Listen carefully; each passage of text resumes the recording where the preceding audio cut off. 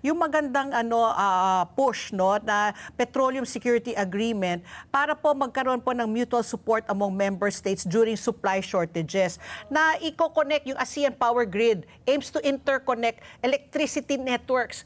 Parang unbelievable. Ano ito? Submarine cable? Mag-share na ba tayo ng power supply? Tayo, dito sa Pilipinas, napakataas po ang kuryente po dito sa ating bansa. Kung sakali po ito ay mangyari, nakikita niyo ba mag-stabilize po ang presyo ng kuryente at talagang meron po talaga tayong sharing within the ASEAN nations? Interconnectivity? Tama po, no? Malaking contribution kung mai-implement yan at mapapabilis no, yung implementation yan. Yung pag-uusap po, pagdating dito sa petroleum sharing, matagal na po yan. No? Kung di ako nagkakamali, meron tayong ASEAN Petroleum Sharing Agreement mga 1980s pa. No? Okay. Pero yung implementasyon, doon tayo nagkakaroon ng problema. Correct. May mga delays doon sa bahagi na yon. Kasi po, tingnan natin din yung mga ekonomiya ng mga kapitbahay natin sa ASEAN na nagpo-produce. No? Itong Indonesia, Malaysia, Brunei, yan po ay nagpo-produce ng gas and oil. No? Tayo meron din, Yes. pero hindi sumasapat. No? Pero doon nga sa pagyabong ng kanilang ekonomiya, yung demand no, na outstrip na yung supply. At syempre yung refining capacity, that's another thing. No? So kasi minsan kaya mong makakuha ng langis o gas doon sa iyong territory o doon sa katubigan mo offshore, pero yung capacity to refine them para magamit sila sa komersyo, sa transportasyon, yun, may kakulangan din sa bahagi na yun.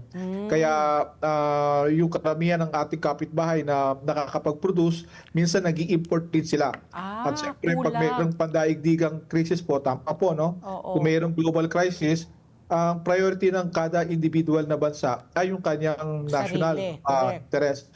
Kaya understandable na minsan pagdating sa crisis, global crisis, na medyo pahirap pa no, na magbahagi ng, kasi hindi natin alam kung gaano katagal ito magiging crisis na ito, no? 60, parang umabot na ng 60 days, no? Yung conflict, no? At hindi pa natin 10 weeks na nakikita yung dulo, no? Kaya yung iba nag-iimbak pa rin, pinapanatili nila yung supply nila. Yung pamahalaan natin nagsabi na hanggang June 30 yung supply natin. Patuloy tayo nangangalap ng panibagong mga sources ng fuel, whether crude na i-refine natin or yung ready na, no? Diesel o gasoline, no? LNG, Yung petroleum sharing agreement, malaking bagay yan.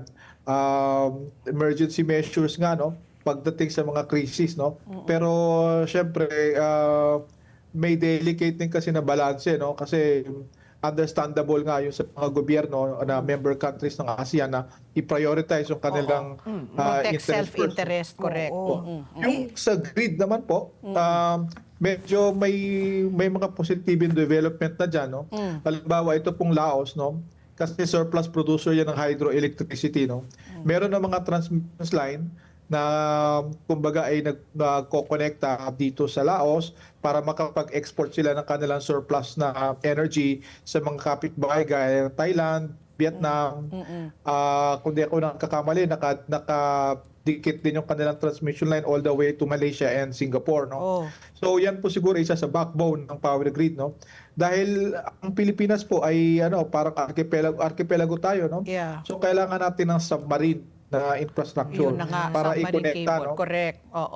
Kung yung surplus na langis o kuryente dito manggagaling halimbawa sa Kalimantan o sa Sabah o Sarawak, kasi nagpo-produce po yan ng oil and gas, no?